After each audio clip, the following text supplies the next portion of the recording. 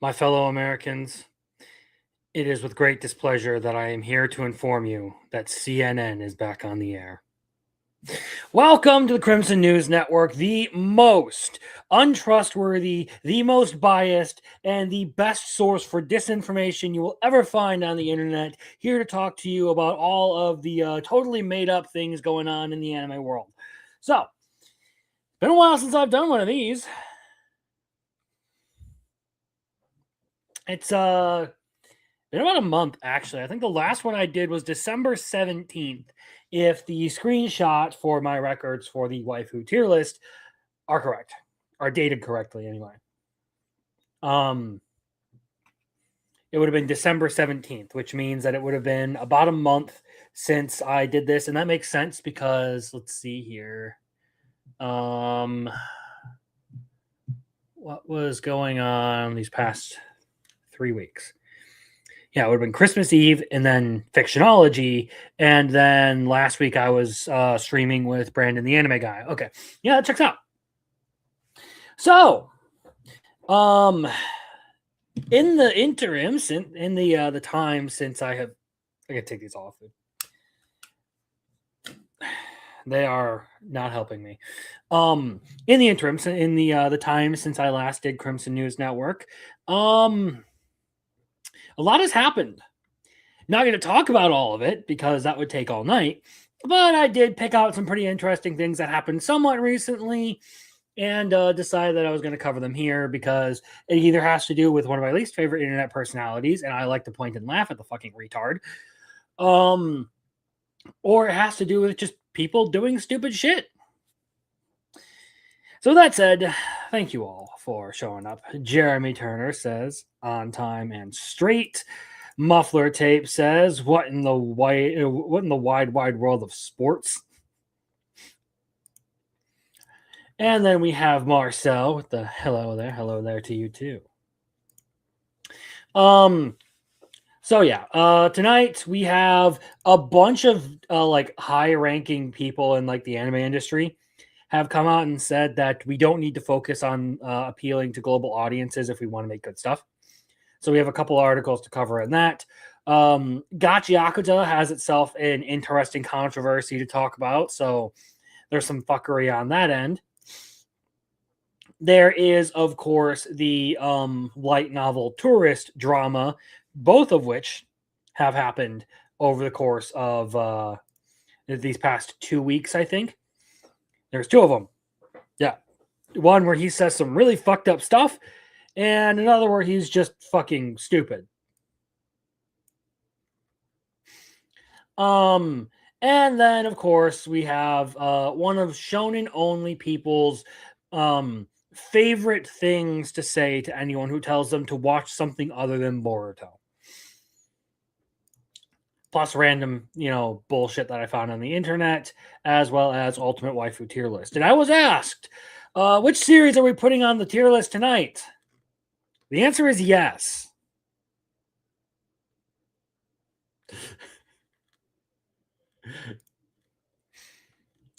So that being said, let's start off the night by talking about new anime and stuff. And I don't know if I've necessarily mentioned this one before. On Crimson News Network, it doesn't seem like it came out before I basically went on a month-long hiatus, but we're going to talk about it here anyway because I don't remember. And I think this is hilarious, and I am definitely going to tell Biggles that this is better than Kaiju number 8. And here we have a new anime coming out, 2026 TV anime adaptation of Spica Aoki's sci-fi romance manga Kaiju Girl Carmelise. Suffering from a rare illness, a lone girl spends school days avoiding others until the class idol makes her heart skip a beat. She found out romance turns her into Lovezilla. It's just too stupid to not like give it a shot and try and strong arm Biggles into watching.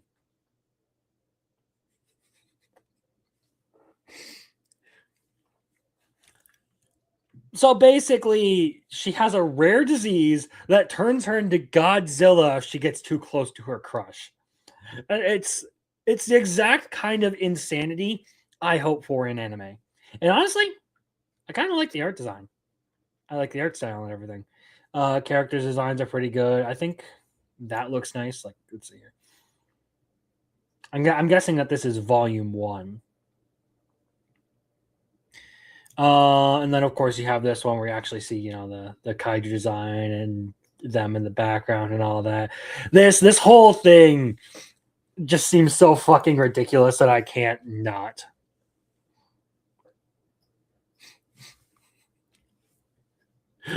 Correct. That might actually be the greatest Biggles troll ever. A kaiju story that actually has love in it. See, that's exactly where I'm going. Basically has the only thing that Kaiju number 8 ever needed, you know? A big old a lady kaiju for Kafka. So yeah, there's that one. Moving on though with the announcements and everything that I found.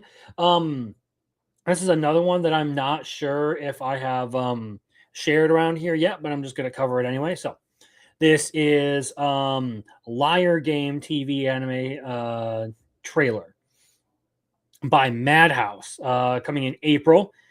Kind of explains why they are only doing a 10 episode season 2 for Frieren. And the premise for this is mind game thriller by Shinobu Kaitani about a naive college girl and a con man duo in a twisted game where they manipulate and lie to their opponents to win money. So let's check this out.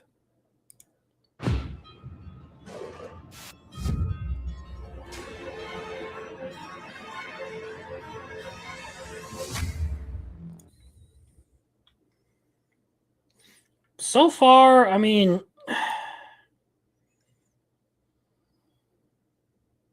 I'm not particularly impressed with art or anything, but we're only like 10 seconds into this trailer.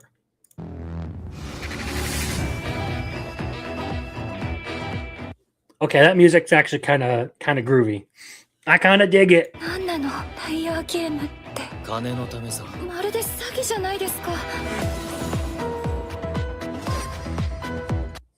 I really dig that music. I'm not gonna lie.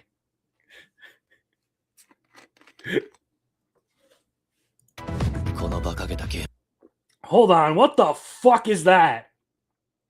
What the fuck is that?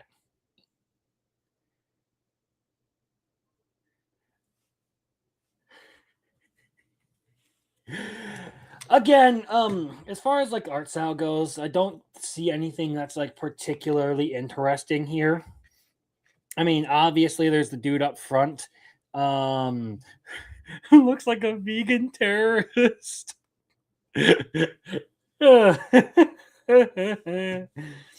But I'm not seeing anything so far that like is visually impressive. So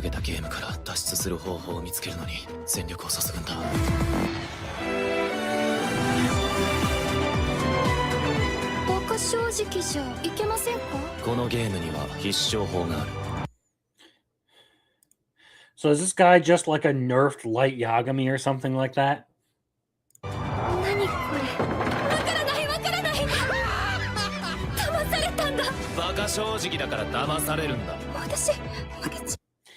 We get a little bit better shot of our weirdo here. What the fuck is Polnareff doing over here, huh?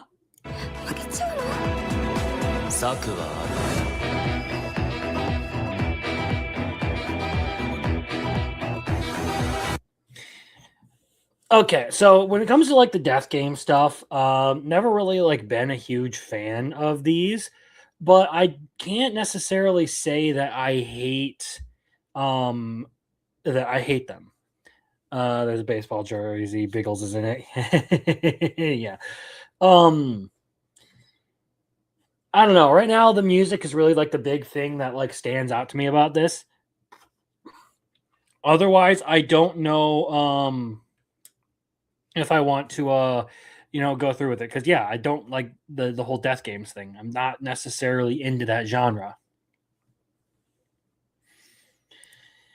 so we'll see how that goes. So I before we move on to the next one, I have a very important question. Who here likes cat girls? Who here likes cat girls?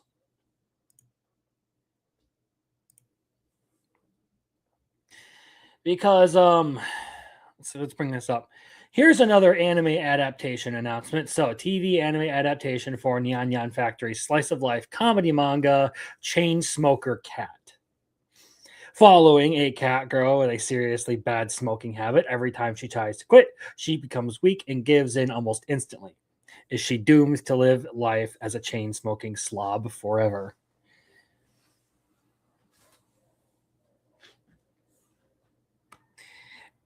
Ban him from the chat. We're not talking about Behen Neko around here. Fuck off. Anyway, this is one where I was just like, all right, you know what? I don't hate the art style for it. Like, I actually, there's some uniqueness to it.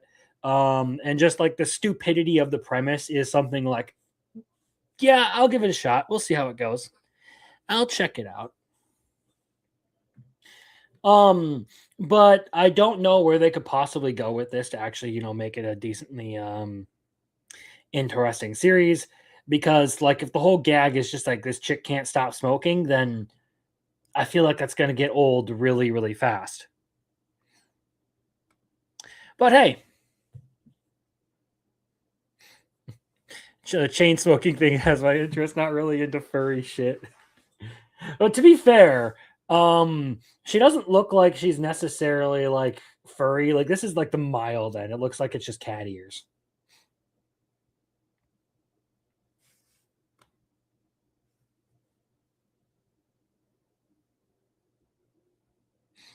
At least now I know what kind of doujinshi I will read before going to bed.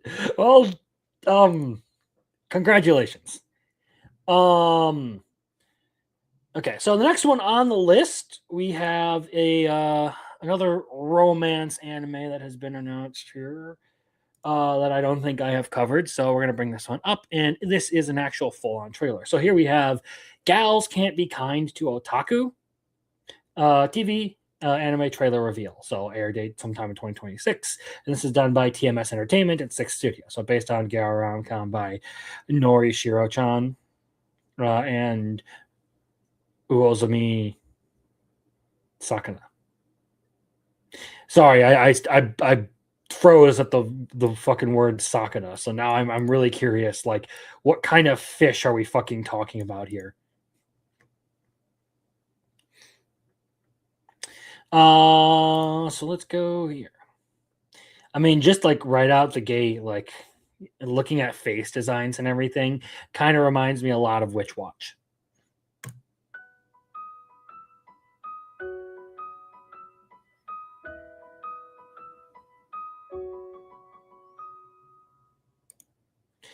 Okay, so I'm guessing these are our, two main girls here. So we have number one, and then of course the tan skin, or the tanned blonde chick. Sounds like the synopsis for like 5 other anime. Correct.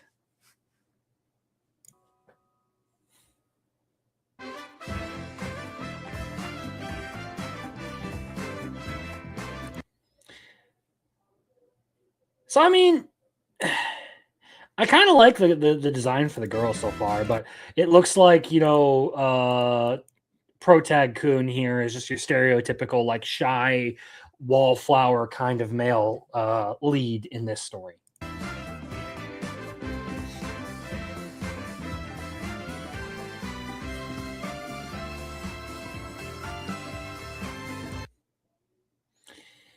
I mean, it looks like we're hitting all our tropes, the firework festivals and okay.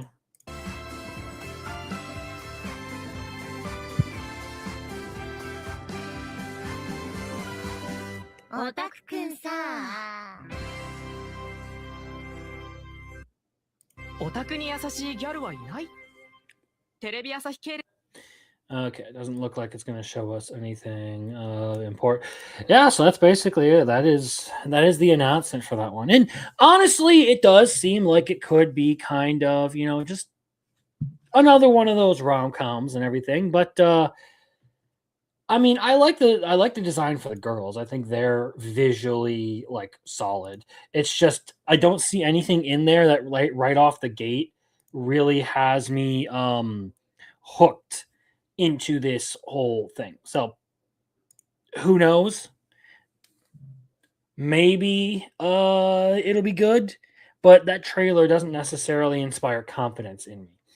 Um so the next one, everyone's probably heard of this one. So we're just gonna, bring it up and talk about it really quick because, well, this gassed up mid is getting 5 cours of anime for one season. What the fuck? The first 2 cours broadcasting consecutively starting April 2026. I still have not watched season 3 of Reincarnated as a Slime. Like I haven't been able to motivate myself into actually trying to watch the rest of the show. And now you're telling me that there's going to be 5 cours for this next season. How fucking long is it going to be?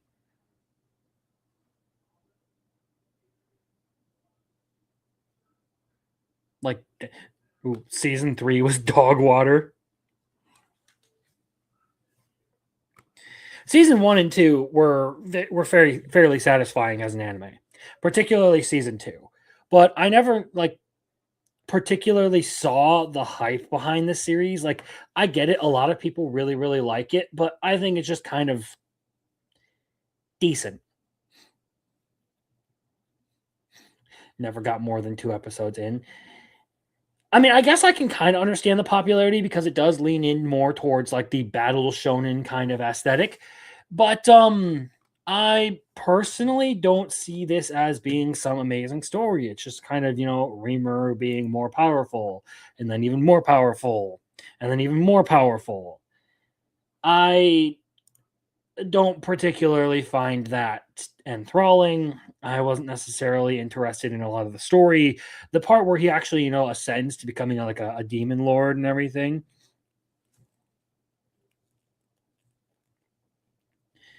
Um, but like at the end of the day, it's okay. Slime's okay.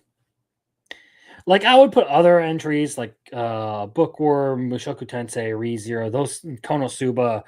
I would put those in like S tier isekai. Slime would be like A. Low A at best.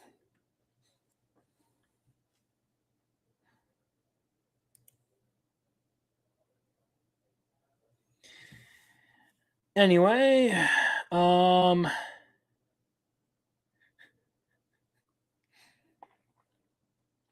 next announcement on here is a manga that, despite or not a manga, but a series that, despite the odds, has somehow survived great trials and tribulations.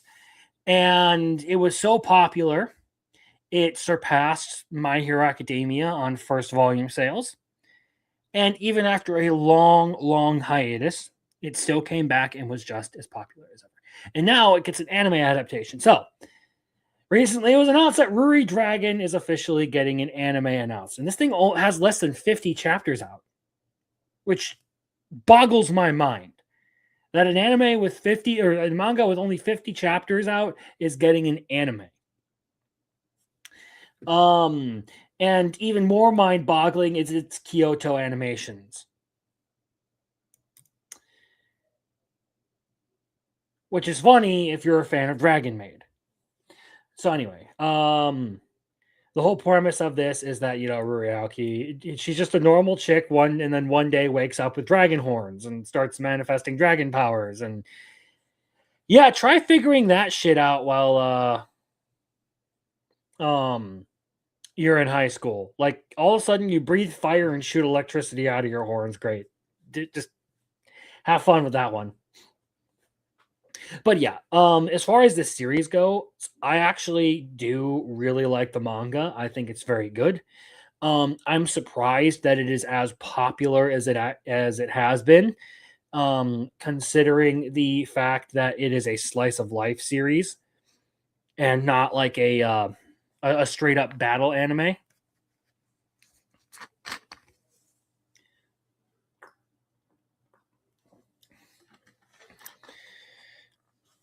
But it kind of ends up becoming one of those shows where, like, trying to figure out what its direction is and what its like end goal for everything is a little bit weird, because it really leans heavy into like the slice of life stuff, to the point of like you're literally sort of just there sometimes, like reading about, you know, Ruri's life struggles and everything, and it doesn't necessarily seem like it wants to go one direction or the other. Like 4 years before it came out and only had a few volumes out. Interesting. Either way, I'm a little bit excited about this because I like this series. I'm looking forward to when it's going to come out. But I guess the next big one to talk about on here is one that I personally really love. I know there are other people out here who really like this series. And they probably already have seen this announcement, but I'm going to do it here anyway. So, Chainsaw Man Season 2 Assassin Arc official teaser trailer has been released, and this came out shortly before Christmas.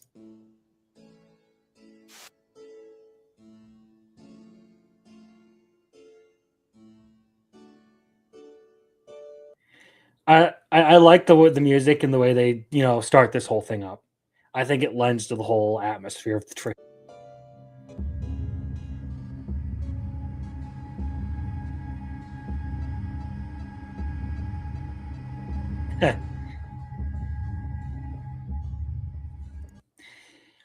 It's to manga readers, you'll be seeing all of this stuff go on here, and now you're just like, oh shit, because all of these are characters who are going to show up at one point or another in International Assassins.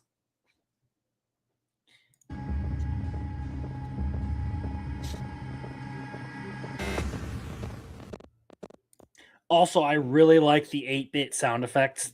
That's actually really fucking cool.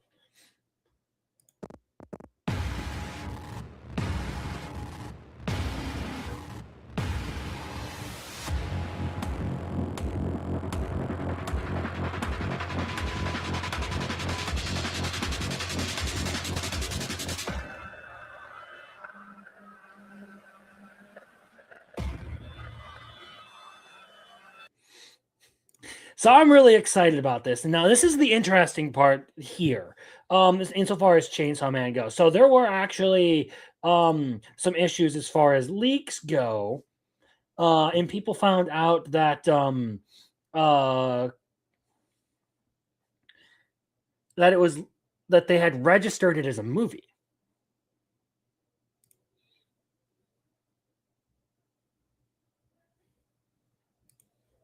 So, theatrical edition, Chainsaw Man, Assassin Arc, production confirms new sequel to the Reze arc. Teaser visual of PV unveiled, Makima sitting alone in the movie theater and assisting Denji. What exactly did they change for this again?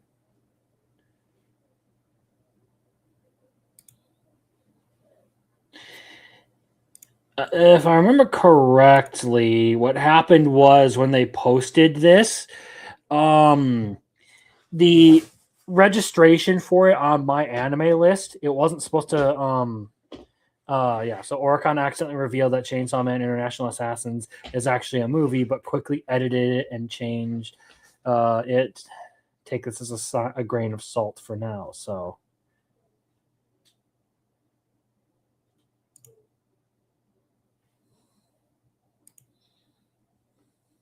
yeah, theatrical edition Chainsaw Man Assassin arc. Okay, so it's in the first line. There we go. So it looks like they may be making a really weird. Hold on a second. Fucking. It looks like they may be making a really weird decision here to release another Chainsaw Man movie rather than just do a season 2, because that makes for a very awkward structure if they do things that way. The big issue is if they turn International Assassins into a movie, you have then 2 arcs before the end of part 1. Which I would imagine that what you would want to do is end on a movie. And the better one would basically be the last arc to make a movie, because that one's going to be a little bit more chaotic and in just kind of crazy. Plus, if if you do a season for this rather than a movie, you also get the benefit of being able to go from International Assassins to Gun Devil. So it's a little disappointing to hear that they are likely considering doing a movie, but I'm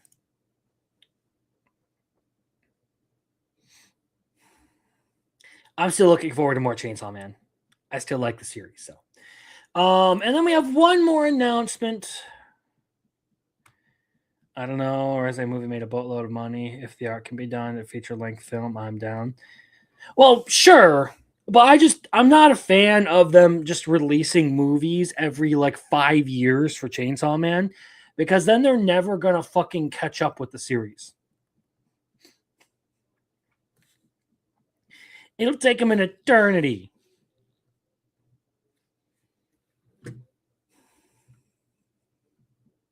But that being said, there is one last announcement to make, because this one is probably like the biggest announcement that I have found, and this one happened fairly recently.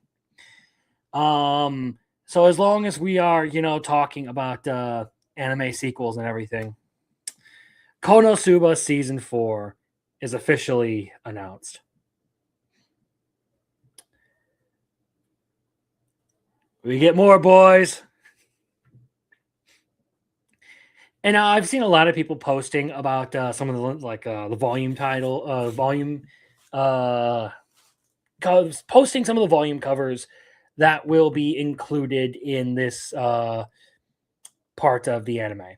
And some of the shit seemed interesting. Otherwise, I'm just excited for some more fucking Konosuba.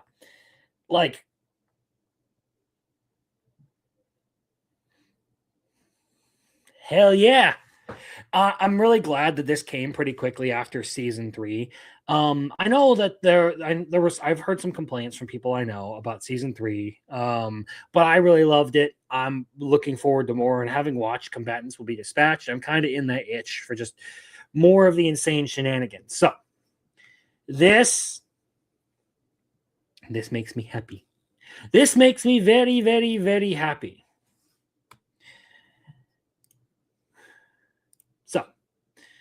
That wraps it for our announcements for the night.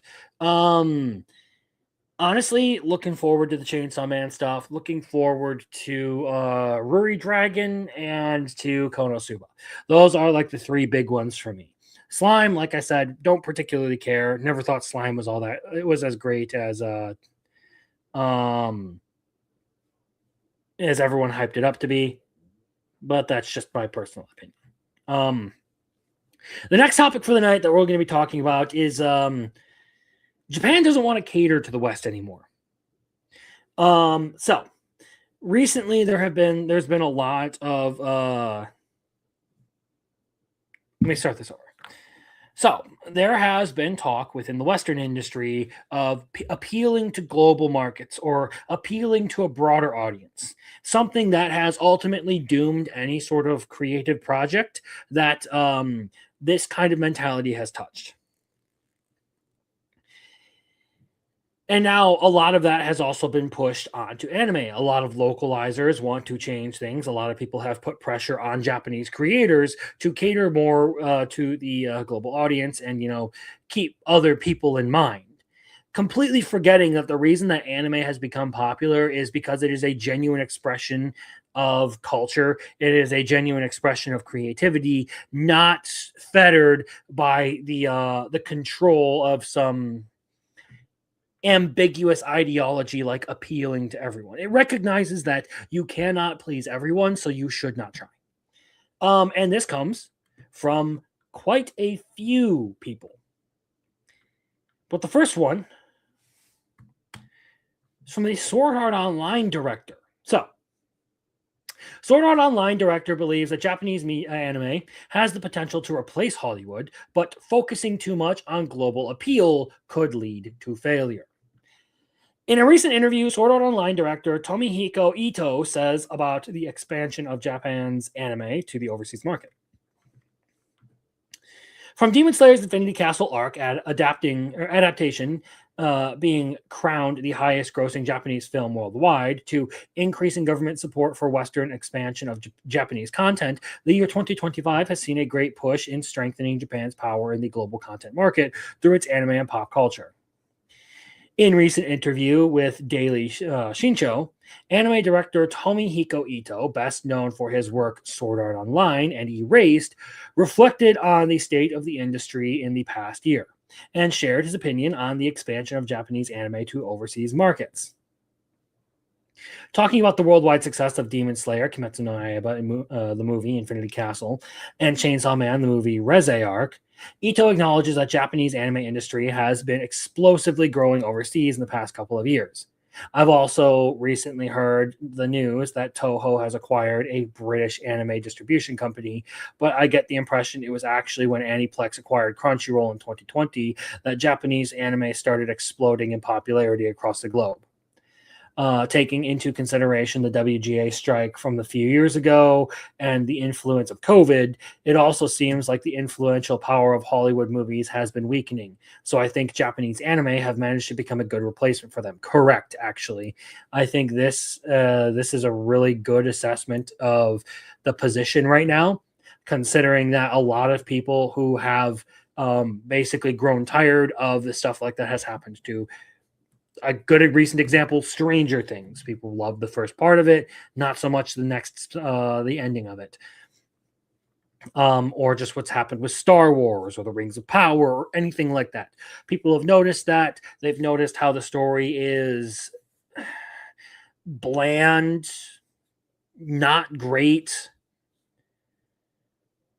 It doesn't have any sort of life to it, and are presented with an alternative that has a long list of entries that are far more entertaining than anything that's getting put out.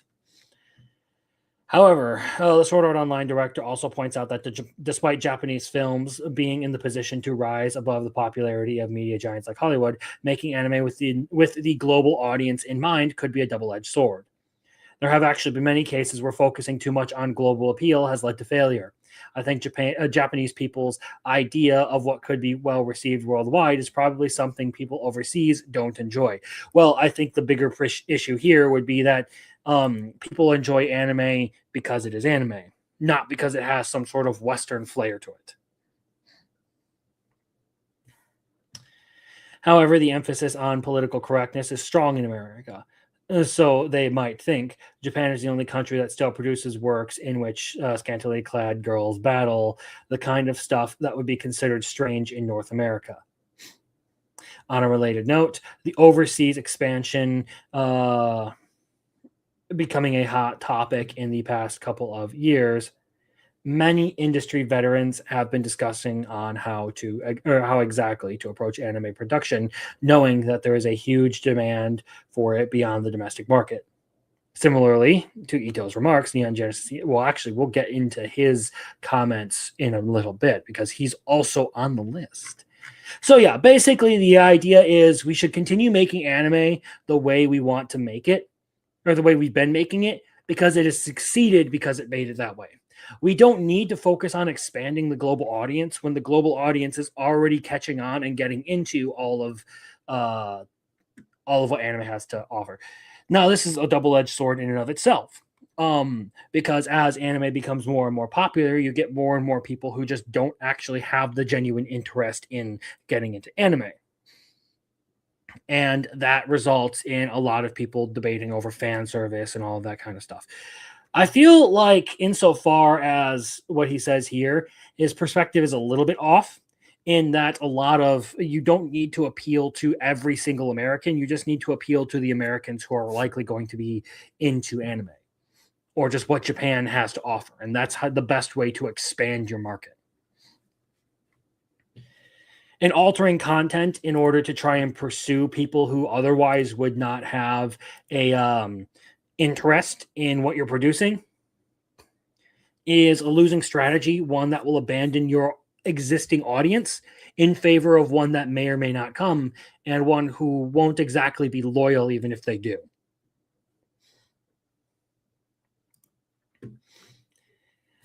But we're not going to stop there, because there are other people who have said the same thing. So, Kadokawa CEO emphasizes Japan's first approach to stories.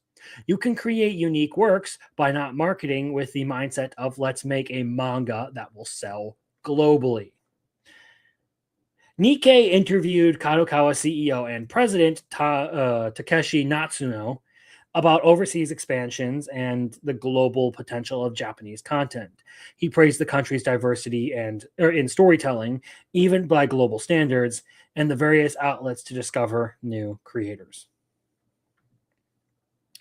He added, if you create content that sells in Japan, it will sell overseas. You can create unique works not by marketing with the mindset of let's make a manga that will sell globally. It's necessary to create a wide variety of intellectual property without compromising on quality. Now, what I will say is not everything that does well in Japan is going to do well overseas. Because there is an immense difference in the popularity between slime in Japan and slime in the US. Same with stuff like T-bait. His words follow those of Evangelion. Okay, well that one's going to be next, so we'll get to that. Despite Natsuno's latest comments, Kadokawa chief anime officer Daijo Kudo said in August 2025 that the company needed to produce anime with themes also liked by Western audiences. Various anime producers have sought to strike a balance, incorporating themes liked overseas or adapting foreign original works, but through the lens of the Japanese storytelling. So, in closing, we'll move on to this one since it's now been mentioned twice by both of the other guys. And this is the Neon Genesis Evangelion director, Hideki Anno, doesn't believe creating for the global market is the way to go. I'm sorry, but the audience will have to be the one to adapt. In a recent interview, Neon Genesis Evangelion creator Hideki Anno shared his impressions of Japanese content industry going global. So the Japanese content industry has been steadily going global over the past few years, and with the increasing government support and a fleshed-out expansion strategy, it is estimated to reach a market size of 20 trillion yen by 2033. Recently, Neon Genesis Evangelion director Hideki Anno sat down with Forbes Japan to talk about the changes this has brought to the industry as it further expands into overseas markets. When asked how these changes are impacting the way Japanese content is made and distributed, Anno remarked that anime and film studios haven't yet made any conscious changes in the past years, even though the environment itself has slightly changed. I personally never made anything with the overseas audience in mind. I can only make domestic stuff. Production companies are quick to say, think about the overseas market, but personally, that's not my goal. Good. These are the kinds of creators who succeed. People who, are actually focused on doing something good. People who are going to create what they want without concerning themselves with the overall audience, I guess. It's the same thing you get out of the creator of Mushoku Tensei, Rifin Maganote, who famously said that he writes what he wants, not what he thinks the audience wants. My stance is simple. It first needs to be a work that will be well received and found interesting in Japan. But if by any chance people overseas also found it interesting, I'd be grateful for that. Anno mentioned that working on Evangelion 3.0 plus 1.0 thrice upon a time, he wasn't considering the overseas market at all. Apparently, he decided to produce the film independently because it meant no one else could interfere, and he was ready to take full responsibility for it regardless of how well it performed financially. Anno explains that making a film for a non-Japanese audience comes with some considerable difficulties, especially the language barrier. Works that are made through a Japanese thought process can only be understood in Japanese. A film has both visual and sound elements, so compared to other forms of storytelling, the language barrier is not that.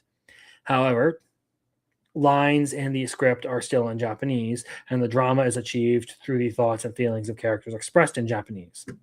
The Evangelion creator remarks that such works can be well received overseas as well, given that the audience understands the intentions and nuance of the narrative expressed in Japanese. However, he also says that as a creator, he can't accommodate his works to the audience. I'm sorry, but the audience will have to be the ones to adapt. Compared to video games, which are interactive media, film is a one-way road, Anno explains. Even if the audience complains, that doesn't necessarily mean that the complaints are reaching the creator. Film isn't a medium that accommodates its content for the viewer. That's why the audience has to trust the creator in what is interesting, and that's why I think it is completely fine to keep production domestic. Even Ghibli and Hayao Miyazaki stick to domestic production, and I'm sure that they don't even think about the overseas market. As Anno suggests, overseas promotion can come later, and that's not something creators should be concerned about. We should let the business people turn our works into products and sell them. That's the best course of action, he says. But a part of why Japanese works haven't been able to make it in the West until now is because they were kind of bad at selling them.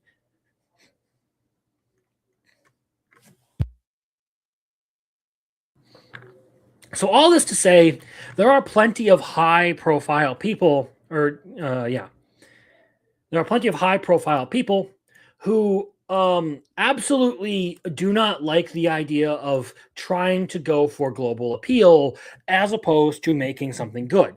And that gives me hope. It lets me know that people are actually paying attention to what has been received well and what hasn't been received well within the entertainment ecosystem. It shows a implicit awareness that the reason anime succeeds is because it specifically derives a lot of its things from a solid basis in Japanese culture, i.e., people like anime because it is because of the Japanese elements in it. Not in spite of that, because of that. They're still willing to tell good stories. They don't feel the need to accommodate everyone, and they understand that any story is only going to go so far, so they are going to do the best they can with the audience that they will garner out of whatever they create. And I feel like he does have a good grasp on like how to get something that is produced for the Japanese to a level of global appeal. You just have to know how to sell it.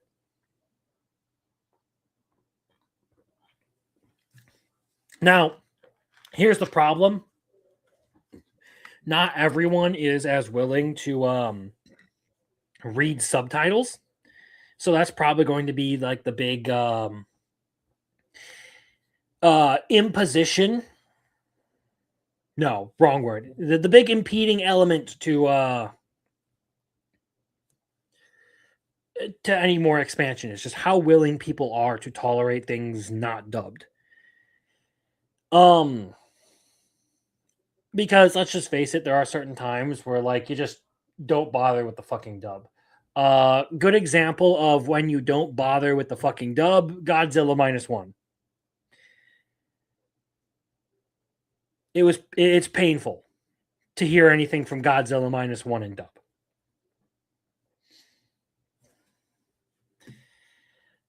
Anyway, as far as that goes, oops, turn my mic off. As far as that goes, cool. I'm kind of happy to see a lot of people comment on this, and be outspoken about just how to make a good series. This is the big thing with the West, and the thing that a lot of people in Hollywood don't realize is that in trying to appeal to everyone, you drive away everyone. It's why Star Wars is not nearly as popular as it used to be.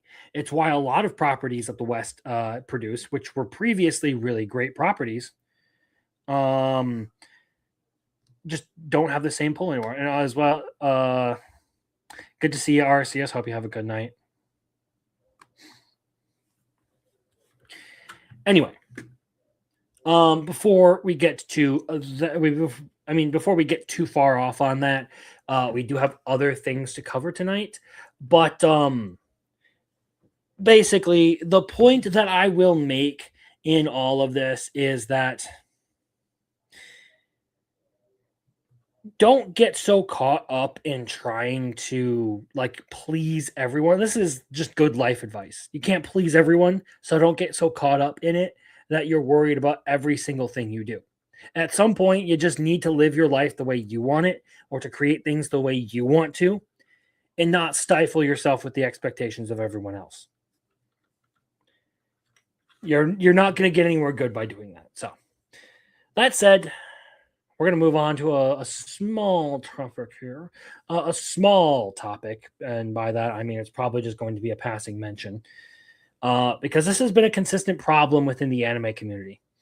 Is a lot of people will claim representation out of a character or a series or whatever, and just completely headcanon that into existence, and just be delusional about what they want to be true. It happened with Yamato from One Piece. It has happened with a bunch of game characters. It has happened with characters like Nagatoro. Oops. And now it has happened with Gachiakuto. So, I guess we should start here.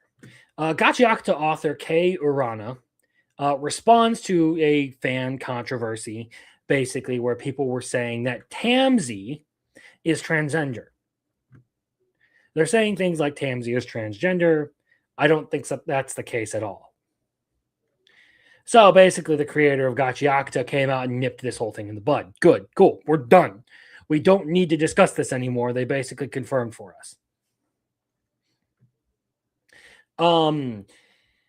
This has been a running problem within the anime community, and this is kind of one of the things about tourists coming in as things have gotten more popular. Is a lot of people have then started projecting themselves onto characters and insisting that they're this, that, or the other.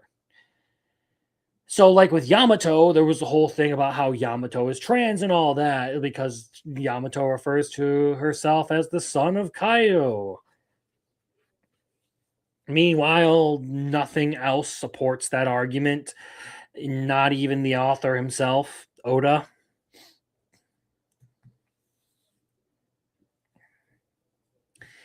There is all the stuff about Nagatoro being black, which doesn't make sense. She's a Japanese girl who spends a lot of time outside. And this is one of the things that kind of goes along hand in hand with the global representation. Is not everyone needs to be represented in every story. You don't have room in your cast for everyone to be represented. And this whole idea that you should constantly think of diversity as a good thing, that you should constantly think of representation as something that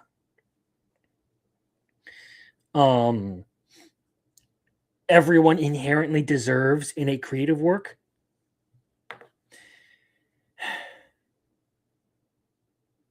It's not sustainable to constantly sit there and try to insert characters just so that everyone feels happy. It goes back to the idea of you can't please everyone. If you want a character to represent you, write the character yourself, but you're not entitled to be a part of every story. You're not entitled to be included in everything.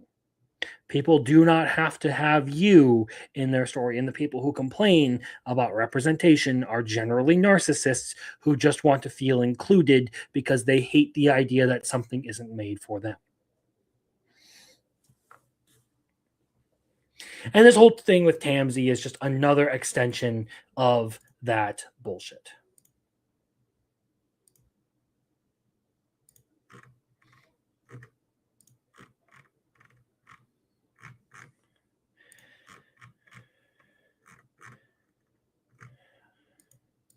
Speaking of bullshit, let's get started on the next one. I believe this is the order I want to go in.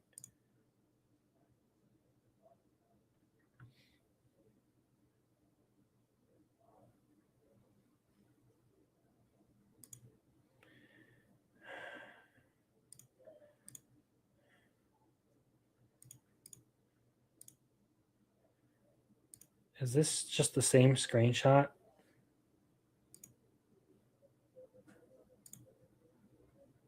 It is. Okay. Interesting. Okay. So I feel like this is where we want to start. So let me give you a little bit of a background on what's going on with this one. So the light novel historian, my favorite anime personality out there. You guys know I love this guy. I think he's no, I don't love him. He drives me fucking insane because he's a retard. Anyway, light novel historian decided that he was going to open his mouth.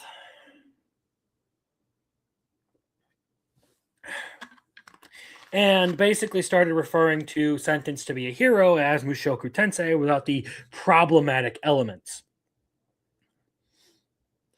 And that spiraled out of control.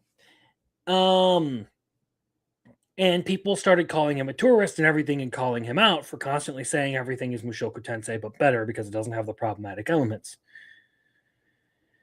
And he got all butthurt and started just like cracking jokes and everything at people's arguments. And it led to him saying, us tourists are going to take over your medium one anime at a time. You're not ready. And here's the proof of that. So there's this post. You're a COVID era outsider trying to colonize their hobby. Of course, they're going to hate you. Us tourists are going to take over your medium one anime at a time. You're not ready. So this person responded, quoting, and he wonders why he gets hatred. This living garbage should never be allowed to speak again. Now, living garbage is a little harsh. Dumb fucking retard is great. It's perfect, but I don't think he's living garbage. And then of course you have this person who was retweeted by like a novel historian himself. Failure Miyagi. Yo, I hate to be that guy, but do we just not understand satire as a concept? Now, a lot of people pointed out that this person, Failure Yagami, has 7 followers, is following 7 people, has 2 followers, and joined in January of 2026. So the speculation being that light novel historian just made up an account to retweet himself. And that he's making alt accounts in order to try and bot things.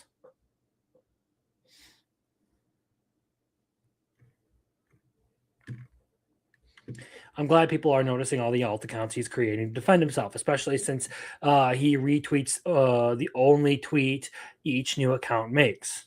Many of these accounts are from India and all follow him. So I ask, do you really think his followers on TikTok, YouTube, and here are real? which is a really interesting thing to propose. Again, this guy basically stepped in it. He constantly wants to fucking rage bait and engage people, and basically try to grift attention off of bigger YouTubers, which is why he's regularly beefing with people like GB Reviews.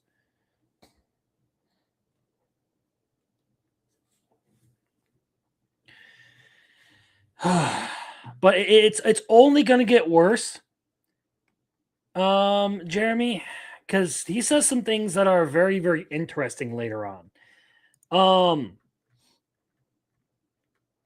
So anyway, Chibi Reviews responded to that post, the one that you guys see now, where he refers to himself as a tourist, and basically says this is how, and that just sort of derides him for it. And here we kind of get to his response. So I hope you guys can see this decently enough, but I will read it anyway. I know exactly what Chibi Reviews is doing, but are people genuinely this gullible? You should be ashamed and disgusted of yourself, and absolutely disgusted. I think this is actually fuck. This is out of order. This is out of order. I got to go to the other one. So here is the bridge between that and that, between the first one and this. So here's Chibi Reviews actually responding to us. All you need to see is this. Even if it was sarcastically stated, his recent statements prove he's very pro-censorship and fine with artists getting their work trampled on. Oh, yeah. This is also good to know, is he was on a blocking spree of anyone who retweeted him.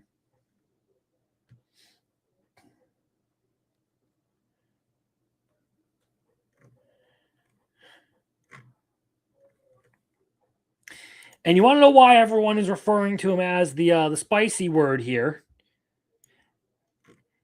What he said is right here. This isn't a straw man. I am exploring the implications of this principle. If only training data matters, then removing real harm would make realistic AI wild corn okay. The goal is to keep the focus on the ethical outcome, not just the creation process, which he keeps avoiding. So effectively what he's insinuating with all of this, if you haven't picked up, is he's basically insinuating that would CSAM be harmless if you used AI to make it? Anime censorship is good because he self-reported when he suggested that CSCM can be harmless. Yeah, let's see how far back do we go. Yeah, here's the deleted response. Fake ass straw man, you're so fucking desperate to look intelligent, but you're embarrassing yourself. You think CSAM can be harmless? Basically, he was trying to be smug and everything, and asked a really fucking stupid question, which rightfully opens him up to criticism here. I think if you're talking about using AI to make, not so good materials, you've probably fucking lost the plot, my friend. And that's how we get back to this. So I know exactly what Chibi Reviews is doing, but are people genuinely this gullible? You should be ashamed of yourself. Absolutely disgusting. Do none of you actually read the tweet? I'm asking someone else if they're okay with this, not saying that I am. Also, notice how the rest of the conversation was cut out.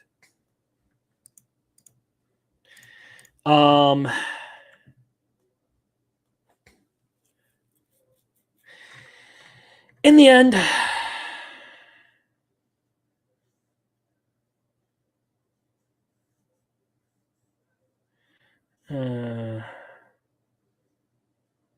he was given was no, but for some reason he still insisted on making Brandon say yes.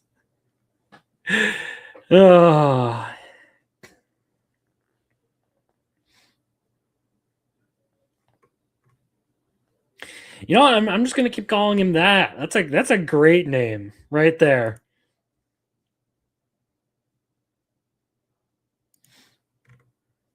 Welcome to fuck around, find out, exit 1 mile ahead. Enjoy your stay.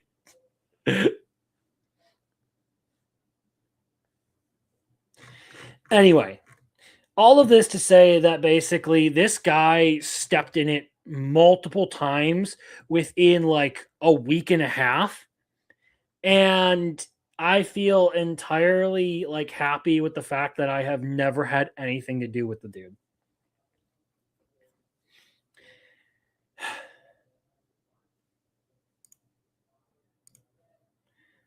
This pulled up. We'll share that and we can close these out and I will continue to elaborate on this.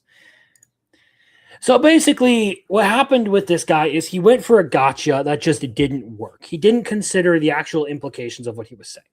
And that's what I wanted to bring up. Was one, it started with people calling him out for wanting censorship in anime, for wanting to not deal with problematic elements. This is a guy who has constantly talked about things like the adult framing of minors and stuff like that. People who have complained about Mushoku Tensei because of, I guess, the not so savory things that Rudius has done, things that he is rightfully questioned for, but things that were put in there specifically to make him a controversial character. With that said, he has repeatedly stated that he thinks Rudius is far worse than even characters like Griffith. And to try and dig himself out from that hole, he then tried to say, well, are you okay with, CP? And was given the answer no and didn't like it. Hold on, my fucking laptop is bugging out here. There we go. That's a little bit better. Okay. Administrator count is back. Either way, the guy has done nothing but annoy people and like start to get like really on people's nerves. And now there is the case of him basically not understanding why CP would be bad. Or well, not necessarily that, but not understanding how dumb it is to pretend like the reason CP is bad doesn't exist. On top of just in general, like exposing himself as a botting loser. But since we're on the topic of tourists, there is something we will need to cover here. And this one is one that I really fucking hate to hear all the time because people think that this is like so smug. It's such an own and everything. But they're fucking retarded. It is the single worst straw man argument when it comes to the anime community. And this is one that has been repeated and parroted over and over and over and over again. And this guy's a fucking Boruto fan, so I would imagine that it makes perfect sense why he would say dumb stuff. Anyway, anime fans, when your favorite anime is Naruto, instead of that time I got reincarnated as my stepsister's underwear. And this has always been the thing, is they basically like make this straw man out to be where like you can either like only shonen, you can either like Naruto, or you can like this pervert Didia blood stuff that's over here. As if there is no other alternative. Like if someone like they act like if you recommend them Love is War, you're recommending them the fucking Epstein list or something. You're recommending them going to Epstein Island or some shit.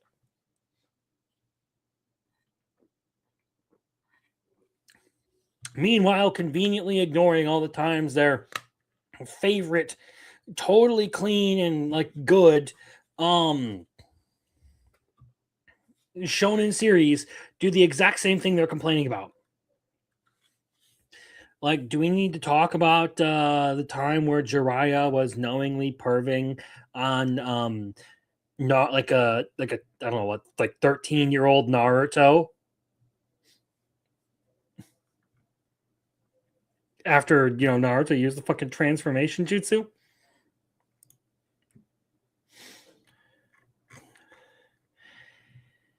And that's where we get to the clap back to all this. So, and this was a really funny exchange that I did want to showcase because it does prove just how ignorant of the broader anime world many people happen to be.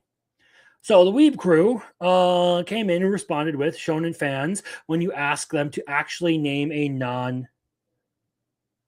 What was that about reincarnated as my sister's panties?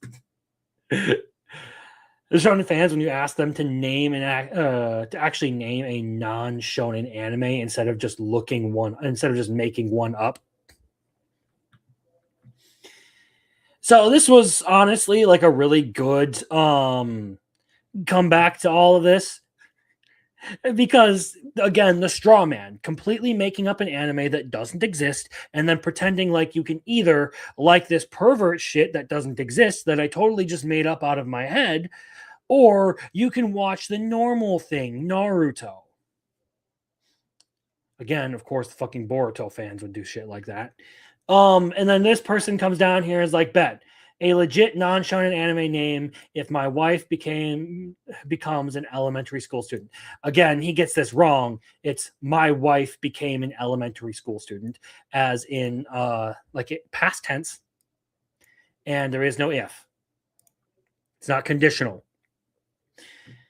And the funny thing about him mentioning this one is that it isn't a pervert anime at all. He didn't even bother to read the synopsis for this one. He only saw the title. Because if you actually look this one up, and I happen to know this because it was a huge controversy that I covered back when it came out, this series is about grief and loss. So the premise of my wife became an elementary school student is that a family loses the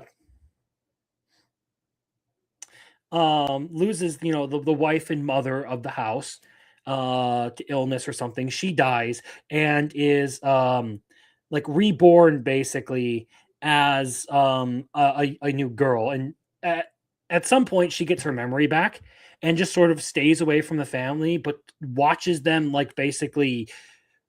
her family fall apart in her absence over just the grief and the heartbreak of the loss and everything. And then decides later on to get involved with the family again and try to correct things and fix the relationship between her daughter and her former husband and all that. It is a very wholesome series that doesn't have anything perverted to do with it. But because this fucking retard, I'm really curious. Let's see what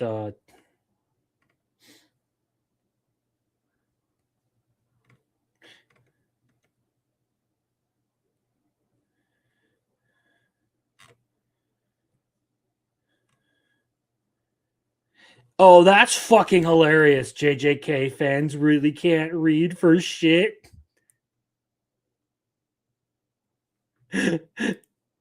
Bro, you're the fucking dude who couldn't even be bothered to read a synopsis.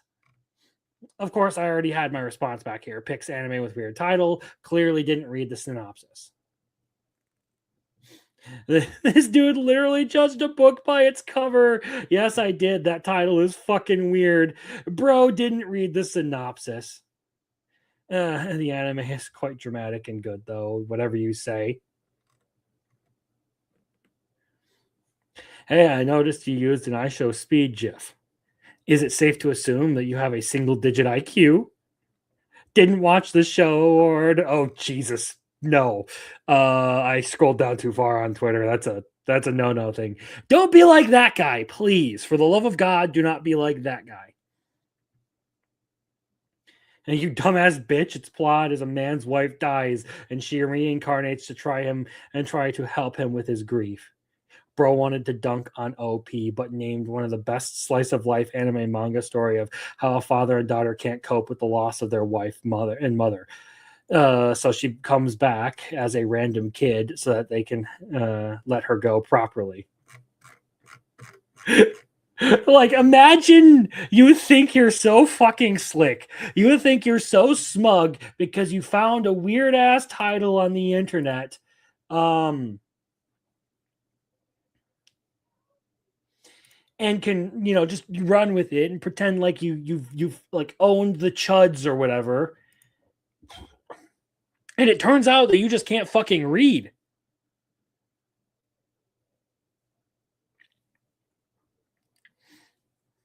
And Boruto fan, when you challenge them to fucking read, yes.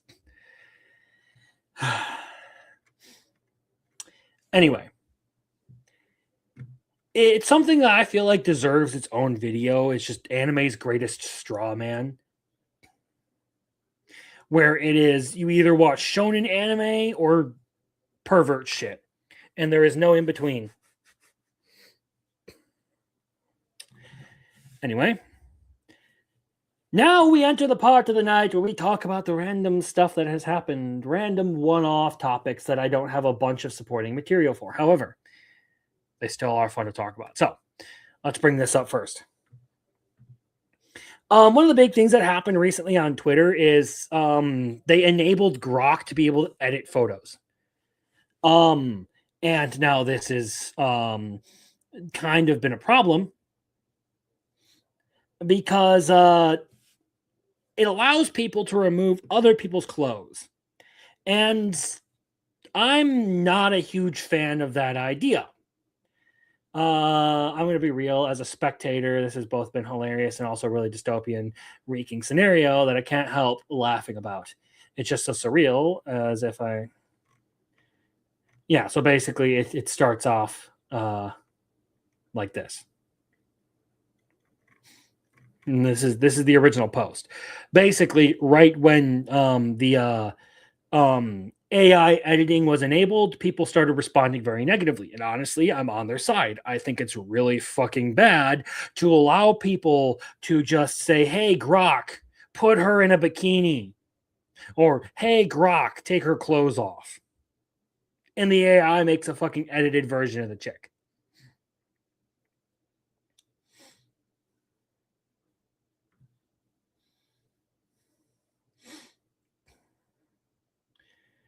Because, I mean, you've already had people doing creepy shit. Now you have it, like, right in your fucking face because it's been enabled by AI.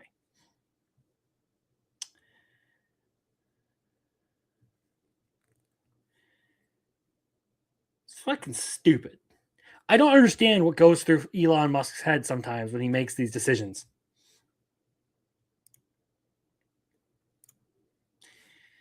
Anyway, moving on to the next one. If you got bullied because you watch anime, you deserved it.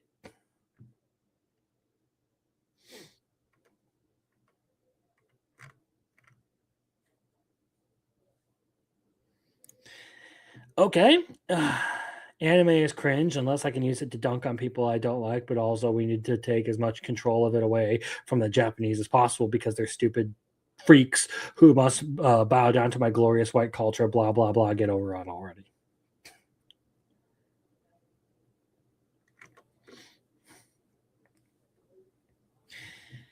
It's just the audacity of some people that, like, you would say shit like this. For what purpose?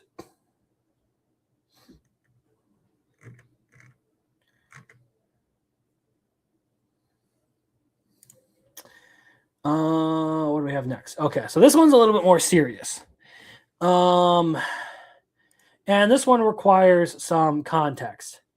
And I'm not necessarily going to show the video because I don't know how YouTube's going to respond to it, but I will pull up the post and I guess show you guys where you can find it if you really want to see it yourselves. So a little bit of setup for this one. Basically, with the election of Sanae Takaichi as the Prime Minister of Japan, China has not been happy. So much so that they have started, doing their fucking posturing, moving their troops towards Taiwan, and banning anime.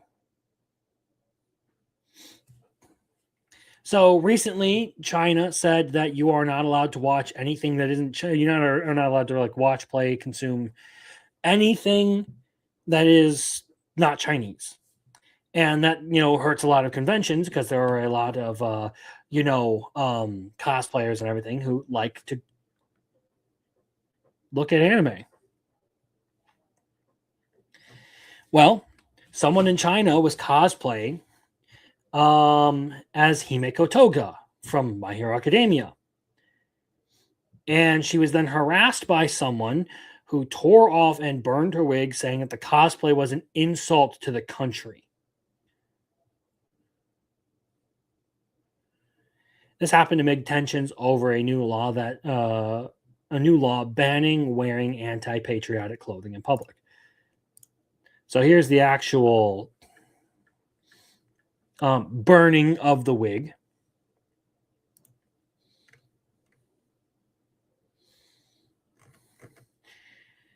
So Hassan, how is Glazing China going?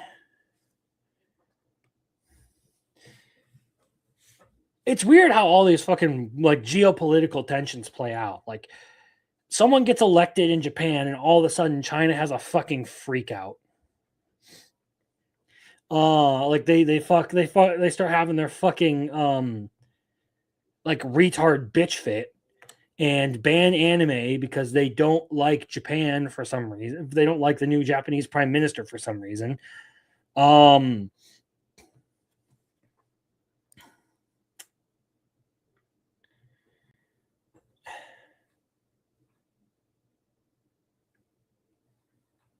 And now people are getting harassed in the streets for cosplaying as My Hero Academia characters.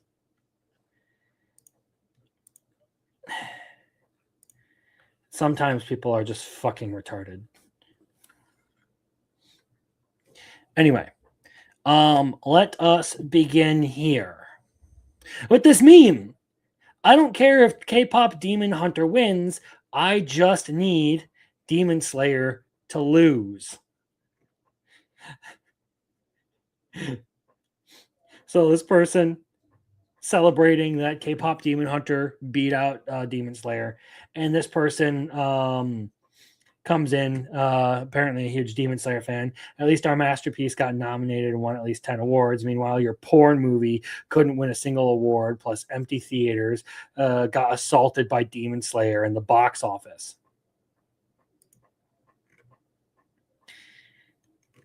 And this is where we end up. If you genuinely refer to the Reze movie as a porn movie, you're a fucking brain dead troglodyte. Go crawl back into the cave that you slithered out of and stay there for the rest of your life, please.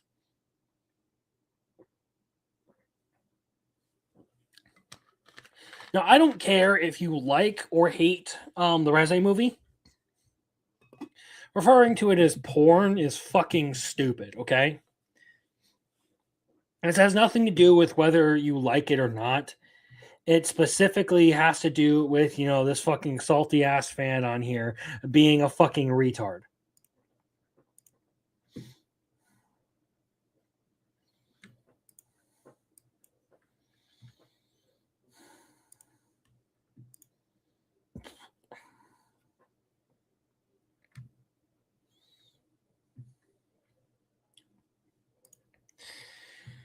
Moving on, the next stupid take.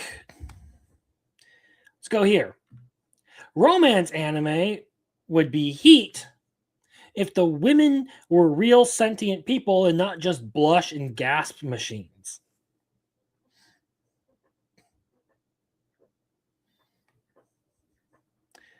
K-pop Demon Hunter didn't have a full release like Demon Slayer. I'm pretty sure that person who was responding, talking about Demon Slayer molesting things in the office, in the box office, was talking about Chainsaw Man. It's talking about the Reze arc, not K-pop Demon Hunter.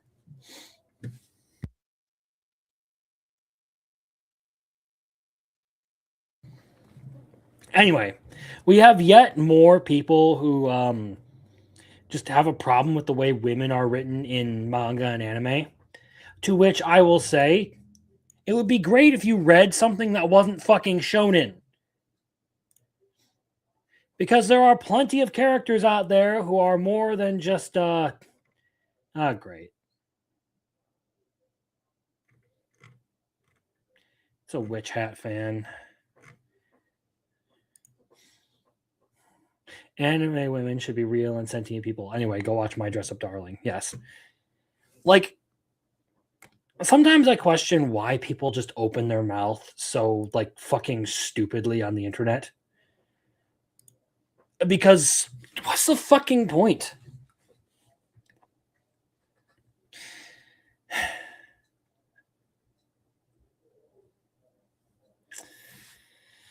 So we already talked about one of my least favorite personalities on the internet, and that was Light Novel Historian. Now we can get to the second one tonight, because the second one decided that he was gonna go fucking schizo today. So well, actually it was yesterday, but so for context, I don't like John Delarose. He's an annoying POS, and I don't care for him one bit. Anyway,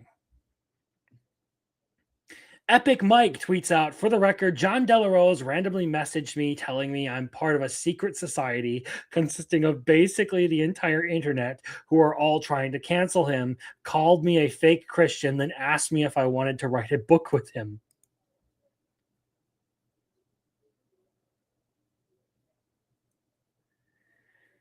I blocked him today because he won't stop messaging me. So he sent me an email. He looked it up, telling me I'm lying about being a part of a secret society trying to cancel him and that I hate him for being a Christian. Please take care of your mental health, y'all. It's important.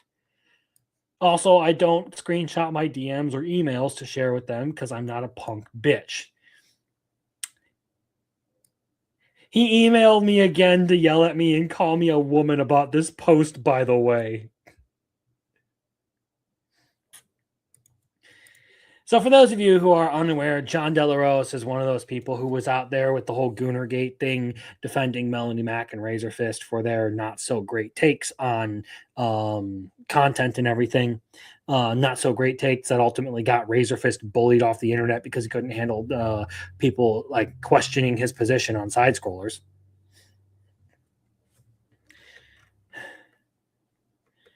And John has been someone who, it's really weird because I've gotten responses on random ass posts from John Delarose before. It really was a wild thing to have happen.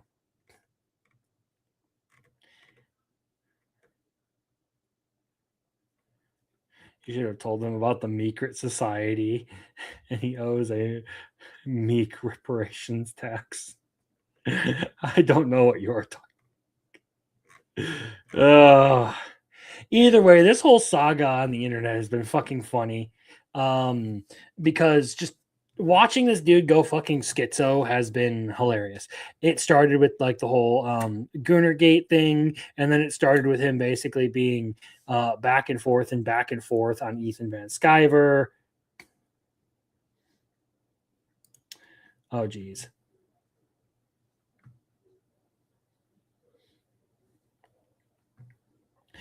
I don't get the I don't screenshot or share DMs thing. You aren't a punk bitch, but you protect them. You're telling people about what JDA said and did. What's the line in your mind about actually proving it and showing it? Either way, you're selling him out. Punk bitches sabotage their friends to the cops. There's nothing wrong with showing harassment from retards or proving lies from your enemies by showing their private words and actions. Shout out Muffler Tape, who just shared the post from Ethan Van Sciver talking about this whole situation. I love the Meekrit Society. We all love the Meekrit Society. God damn it.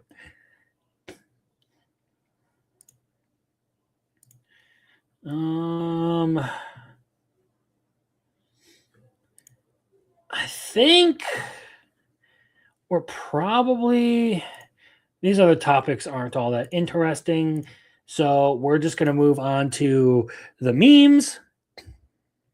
And then we're going to do one more article for the memes. And then we're going to get to the waifu tier list. Okay. So, Jujutsu Kaisen aired its first 2 episodes. And in the first episode, you have a shot of Naoya Zenin beating the shit out of Choso. And it's become such a meme that it has crossed fandom lines and become, and there's been a rendition in just about every anime combination you can think of. Like, this shit has been recreated so many fucking times, it's not even funny. Well, actually, it's hilarious.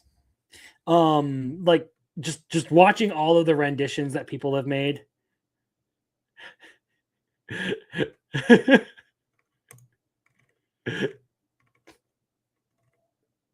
Yeah, here we go. Here's the actual animation for it.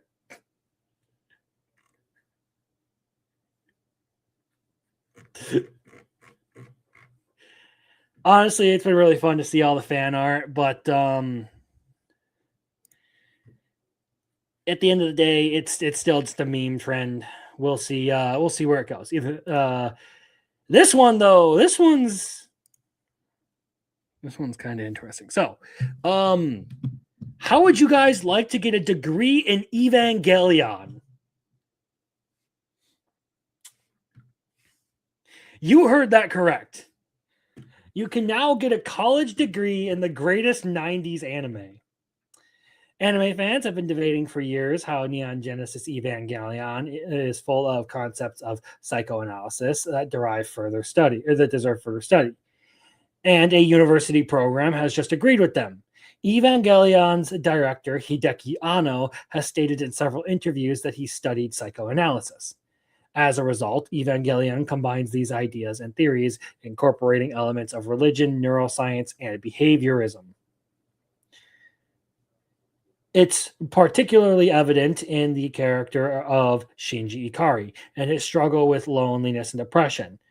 But although the sheer number of concepts, human relationships, and complex characters introduced in Evangelion have made the anime extremely difficult for many viewers to understand, a new diploma course is set to teach people from a psychoanalytic perspective the hidden message within the series. A university in Mexico offers a diploma course in Neon Genesis Evangelion. The Universidad de Londres. Sorry, I can't roll my R's very well because I'm a hillbilly Illinoisan. So, located in Mexico, has shared on its official website the launch of a 7-month diploma course entitled Diploma in Psychoanalytic Analysis on Film Criticism of Evangelion, which is dedicated to studying the anime Evangelion from the perspective of film criticism as well as psychoanalytic aspects. The program is divided into 5 modules, with the first 4 focusing on studying each of the 26 episodes of Evangelion from the different psychoanalytic perspectives of traditional philosopher Freud, Jung, and Lacan, and the last one discussing contemporary resonances in the current place of the anime and global culture. This online diploma has curricular value and costs approximately $60 per month and is aimed not only at Evangelion fans, but also all people passionate about anime, film, and psychoanalysis, as well as students and graduates of film, literature, psychology, communication, journalism, and related professions. I guess this is just talking about Evangelion at that point. So yeah, you can now go to college to study anime.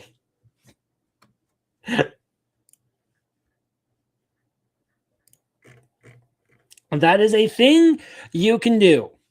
And now, without further ado, we have one last thing to get to tonight, and that is, of course, the big Ultimate waifu tier list. So this is where we left off last month. We have all these characters here. Okay, so again, people have asked me, what anime are we talking about tonight? And the answer is yes. Because I just picked a bunch of them since it's been a while. A bunch of small ones. So I threw on a bunch of just random ones on here. So there is My Dress Up Darling, Love Chunibyo and Other Delusions, since I just watched that. We have Ruri Rocks, Apocalypse Hotel, and then we also have Casca in the Major. A German YouTuber actually wrote his master degree on One Piece. It's getting more common, it seems. Interesting. Okay.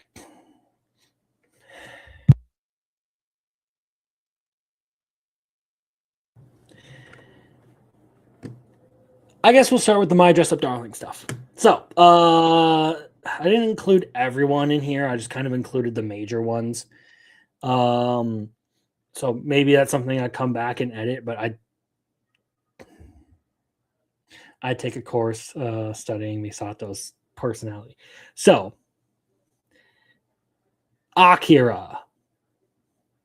Honestly, when it comes to Akira, I would probably put her in A tier. I like the character, but as like waifu material, I don't know. The smoking thing kind of bothers me. I'm not a huge fan of smokers. Juju, I guess I would also put A because she's fucking difficult. Not a huge fan of her personality, but like she's cute. Maureen though, Maureen gets, S tier. Maureen can go up in S tier. Like fucking fight me on that one. Juju is B, pain in the ass. Yeah, she is a pain in the ass. Now, I actually do want to swap those around. I'm going to just put her at the bottom of A here. So then we get to like Love Chunibyo and Other Delusions. Dekomori, D. I think Dekomori sucks as a waifu. Kind of the same with Nibutani. But Nibutani is just a little bit less of a pain in the ass. Rika is fantastic. She can go up here. She's basically like Megumin, but just a little bit different. A little bit more adorable than Megumin, Kumin, also really good. I think she deserves to go in A tier. Just the constantly this chick throughout the entirety of the anime is just constantly sleeping. That's like her whole thing is she's just constantly sleeping. So now we get to Ruri Rocks. Imari.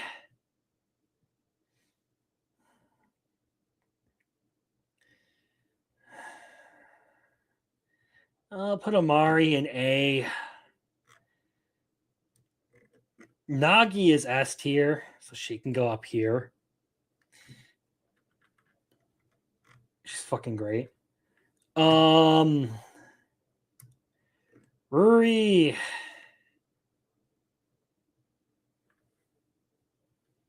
I'd put Ruri in B, honestly.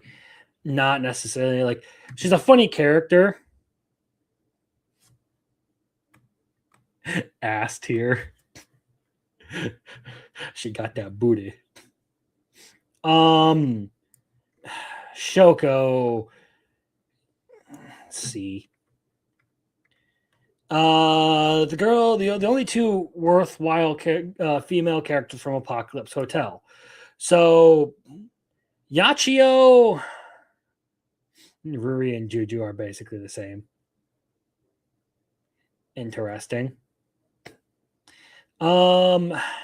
I would put Yachio by Aqua there, and Ponko I would actually put up here in A. Yachio because she's a robot. I'm not necessarily into that, and I guess she's just very blunt and straightforward, and I don't necessarily care for that. Ponko is Ponko, so she gets to go up in A tier. And then of course we have Casca and the Major.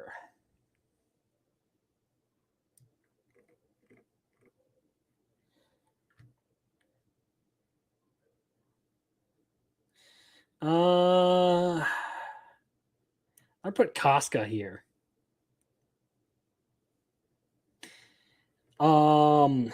Because Casca's fucking great. And for a similar reason, I would take the Major and put her right here next to, Misato and Whis.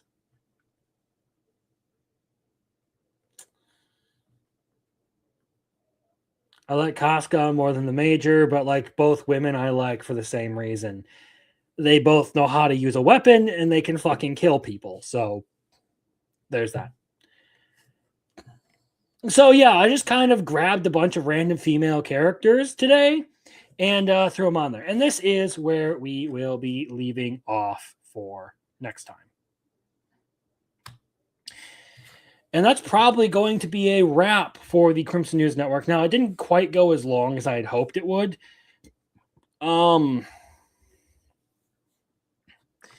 Because, we only hit an hour and 30 minutes. I figured we'd go for longer, but who knows.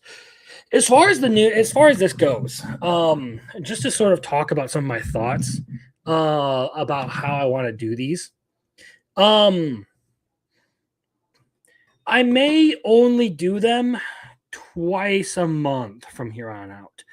Mostly because I feel like at times I'm really forcing trying to get through the news. And I want to enjoy these streams myself. And if I don't enjoy them, I don't feel like I do a good job of presenting them. So it may end up being the Crimson News Network is just the first and third entries of every month.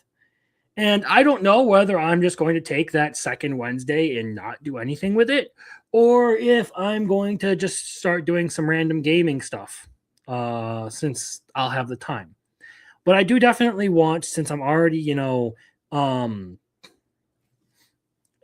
already taking 1 week off of Crimson News Network for Fictionology.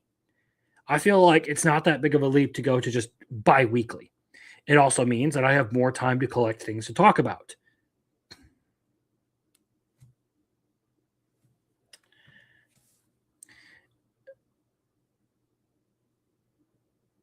As far as this goes, I can actually link the Discord server where a lot of us hang out.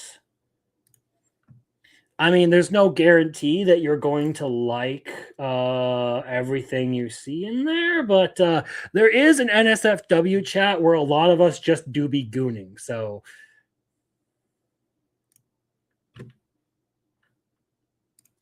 let's see here. If I go here, if you want YouTube.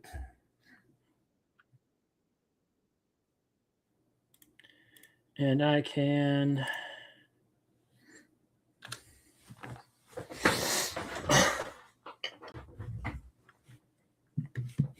so that's not my Discord.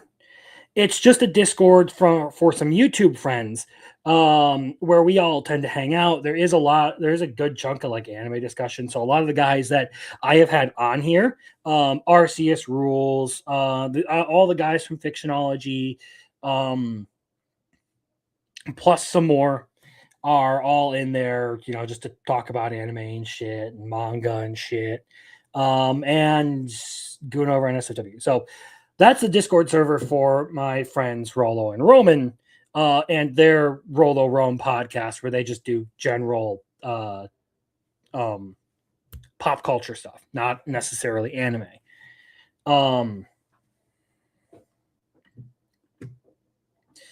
So there you go. fair warning, I mean, there is a decent bit of politically incorrect stuff in there, and we do all have our back and forths over random shit and everything, but that's what we be doing. Anyway, back to the point. I'm probably going to be just like I said, moving forward, this is going to be like a bi-weekly thing, just so I have more time to collect topics on which I feel like would be um would be good discussion.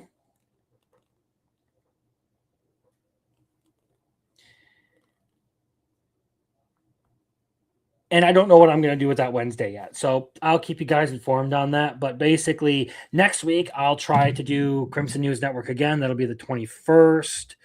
And then I believe it's the 28th Fictionology. We do, the 28th would be Fictionology 91 Days.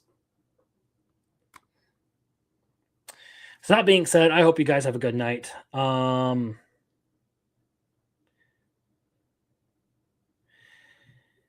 Hope you have a good one. I'm going to sign off and probably just, I don't know what I'm going to do after this. But I'm going to try and relax for the rest of the night. I hope you guys do the same. My brain's kind of just frazzled at the moment. So here you go with some Scarlet playing us out.